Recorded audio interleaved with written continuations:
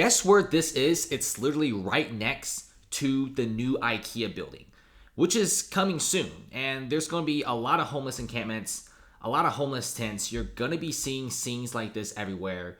People smoking fentanyl, tents everywhere, homelessness everywhere, and literally just across from that, you see IKEA. I mean, look at the video. Just look at the video. Seriously, right across from it is good old IKEA, a pretty decent high-end furniture store from Sweden. This doesn't make any sense, right? Literally just a few steps, you get to IKEA, Market Street, some very, very nice glassed out buildings, and then you walk away from that and you just go through tents, people smoking fentanyl. I mean, just think about this. It's pretty wild to see IKEA coming to San Francisco when so many stores are leaving San Francisco. Not sure what IKEA is doing, but this is on Mason and Market Street.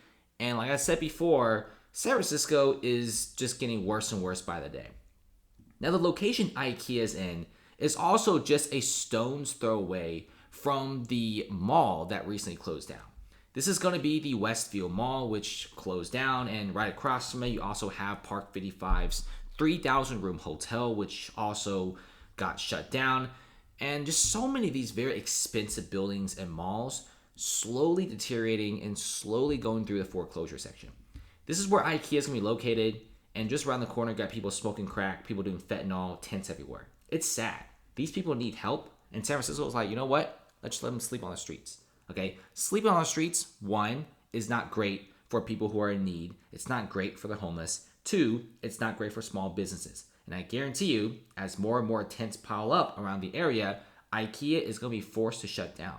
I'll make you a bet. I really do think IKEA is going to probably shut down in 1 to 2 years, especially condos like these, luxury condos like these. Guess how much studios are selling for? It's like 500 grand, 600 grand USD. Studio condos. Nobody wants them. They're completely empty because they're literally located in the trenches, and nobody with a right mind will want to buy a unit like this.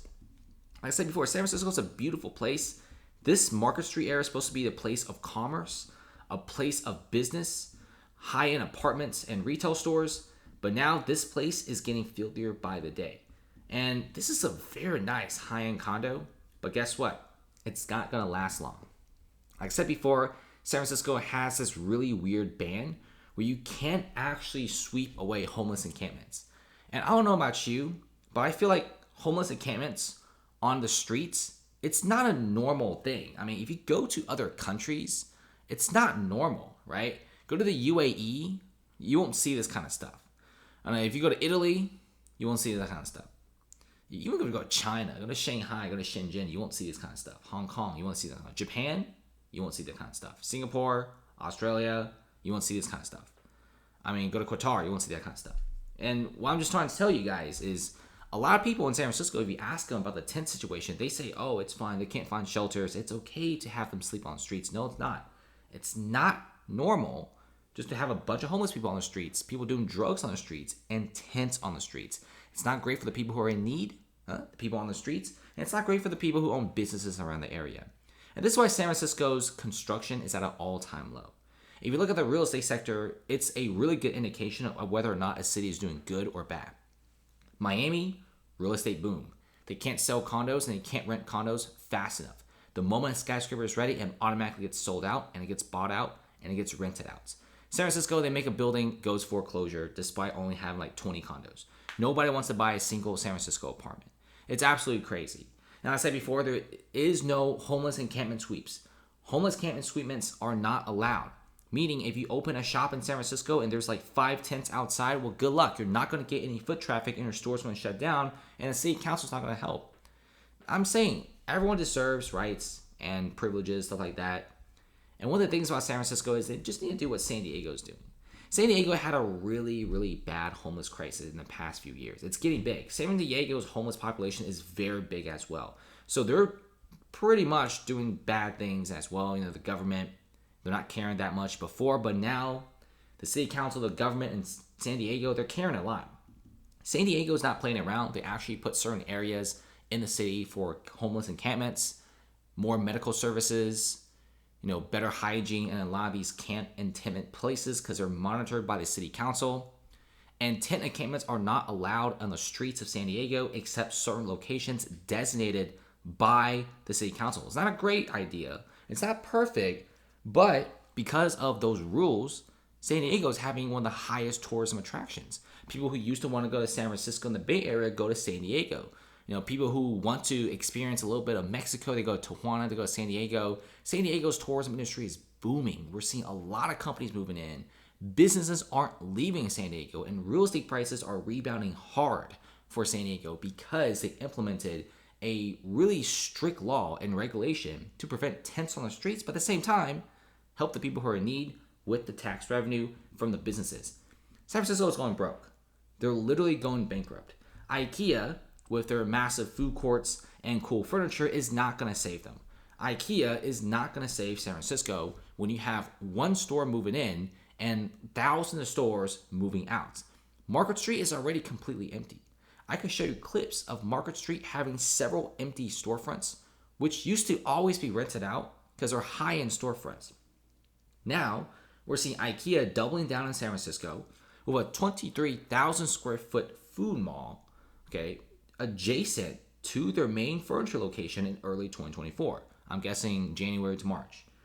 So IKEA is going hard on San Francisco, which I don't really think is a great idea, considering if a whole entire mall shut it down because of shoplifting and huge amounts of crime, I don't really think having this massive food court in this place is a good idea, right? Many small business owners all say the same thing. This is not a place for business. It's not a place for commerce, and this is why so many small business owners are willing to leave. And if you look around, just the laws and stuff like that, this just doesn't make any sense. Even Valencia Street in the Mission, one of the most popular areas in all of San Francisco, tourist destination. This used to be a place where office workers hang out. The Mission has several cool bars and cool restaurants everywhere, right? It's hip, it's cool. But guess what? You're seeing a lot of these restaurants closing down. Some owners obviously are more optimistic than others, but most owners are leaving. Bars are becoming more empty as nightlife is slowly dying off. I mean, when you lose 150,000 office workers who no longer commute to the city, this is what you get. San Francisco pre-pandemic used to be lit.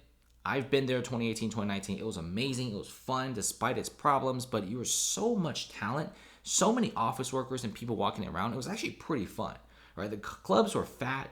It was packed. The restaurants were packed. There were lines everywhere. But now go to San Francisco, there's barely any traffic. There's no lines everywhere. At night, there's barely anyone coming out. Whereas before, at night, everyone was coming out. And it just shows you that the city has really deteriorated, right? And there's still, at this point, not any sort of big changes happening in San Francisco. They just put a bunch of Band-Aids on the city. They never addressed the core issue. San Diego straight up addressed the core issue. There's homeless encampments everywhere. People doing drugs everywhere. Is this what we want for our city to head towards? Probably not. I don't know what's going on in San Francisco. I hope San Francisco recovers as well as it can. If it does recover, I'll definitely come visit again. It's a fantastic city to have some fun with. But right now, I'd rather go to Miami.